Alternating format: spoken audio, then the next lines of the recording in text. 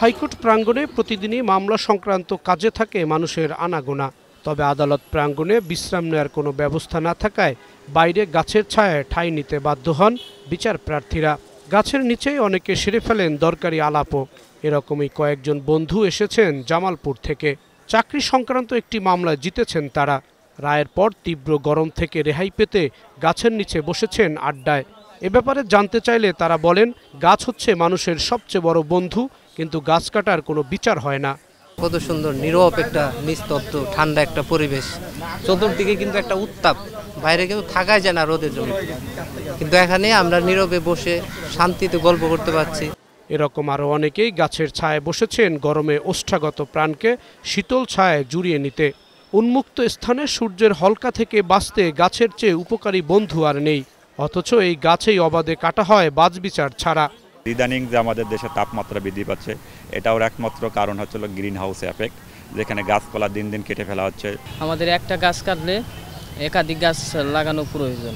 রাজধানীর সোহরাওয়ার্দী উদ্যানে 2019 সালে একটি প্রকল্পের জন্য গাছ কাটা শুরু হলে বিভিন্ন মহলের প্রতিবাদের মুখে সরে আসে প্রকল্প বাস্তবায়নকারীরা। তবে সে সময় হাইকোর্টে রিট করলে শুধু গাছ কাটার উপর নিষেধাজ্ঞা দেয়া হয়, কাউকেই শাস্তির আওতায় আনা হয়নি। এরকম পাহাড় বনাঞ্চলে গাছ কাটার বিষয়ে হাইকোর্টে কয়েকটি রিট মামলা আছে।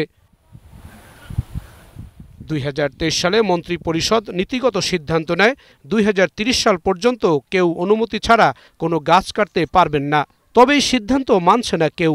দেশে এখন পর্যন্ত গাছ কাটা বন্ধ, গাছ সংরক্ষণ করার বিষয়ে কোনো সুনির্দিষ্ট আইন বা নীতিমালাও নেই। 2012 সালে একটি আইন করার তৎপরতা শুরু হলে 2016 সালে সংসদে তা থেমে যায়। Human rights and peace for Bangladesh ও পরিবেশ আইনজীবীদের সংগঠন বেলার কয়েকটি রিট মামলা ছাড়া গাছ কাটা নিয়ে হাইকোর্টে কোনো মামলাও নেই। আইনজীবীরা বলছেন, সরকারের সদিচ্ছার অভাব ও রাজনৈতিক সিদ্ধান্ত না থাকায় এ বিষয়ে কোনো আইন হচ্ছে না, আবার মামলা করা হলেও শাস্তিও হচ্ছে না। আদালতে এই পরিবেশ সংক্রান্ত বিষয়ে গাছ কাটার উপরে হয়তো একটা নিষেধাজ্ঞা দিল, কিন্তু এই যে একটা গাছ কাটা এবং সেই কাটার জন্য যে তার শাস্তি, এই ধরনের ক্লিয়ার কাট একটা আইন যে একটা গাছ কাটলে তার একটা ক্রিমিনাল অফেন্স, সে একটা শাস্তি পাবে, এইরকম কিন্তু এখনো করা হয় নাই। আদালত একটা হাতিয়ার হতে পারে, আইনি প্রক্রিয়া একটা মাধ্যম হতে পারে, কিন্তু সরকারকে তো একটা জবাবদিহিতার মধ্যে নিজেকে আনতে হবে। আজকে যে অবস্থা আমরা এসেছি, সেই অবস্থা থেকে সরকারকে একটা স্পষ্ট বার্তা নিতে হবে। সেই বার্তা নিয়ে সরকারকে জনগণের ভোগান্তি কমাতে ব্যবস্থা নিতে হবে। অবাক করার মতো বিষয় হলো, ঢাকার পরিবেশ আদালতে 23 বছরে গাছ কাটা নিয়ে কোনো মামলাই হয়নি। সবই পলিথিন আর ইটভাটার মামলা।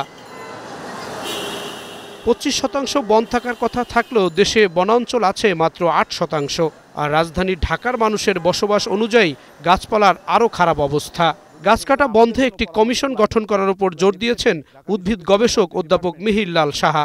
তিনি মনে করেন, সমন্বিত পদক্ষেপ ছাড়া পরিবেশ রক্ষা করা সম্ভব নয়।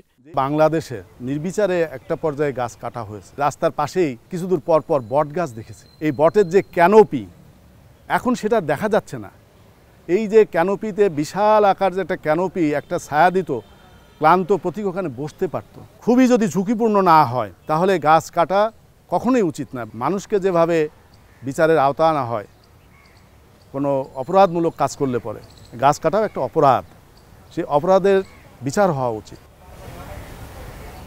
বাংলাদেশে এখনও চলছে অবাধে গাছ কাটা কিংবা বন উজাড় করা। তবে এ সংশ্লিষ্ট কোনো সুনির্দিষ্ট আইন না থাকার কারণে সংক্ষুব্ধ ব্যক্তিরা চাইলেও আদালতে মামলা করতে পারছেন না। আর দু একটি মামলা হলেও আদালত দোষী ব্যক্তিদের শাস্তির আওতায় আনতে পারছে না, যে কারণে গাছ কাটার অপরাধের সাথে জড়িতদের এখন পর্যন্ত বাংলাদেশে দৃষ্টান্তমূলক কোনো শাস্তিও হচ্ছে না।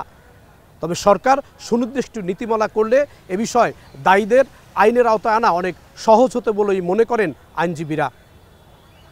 জাহিদ হাসান, এখন, ঢাকা। শিয়া বাটার, অ্যালোভেরা ও ভিটামিন ই সমৃদ্ধ লিলি বিউটি সোপ।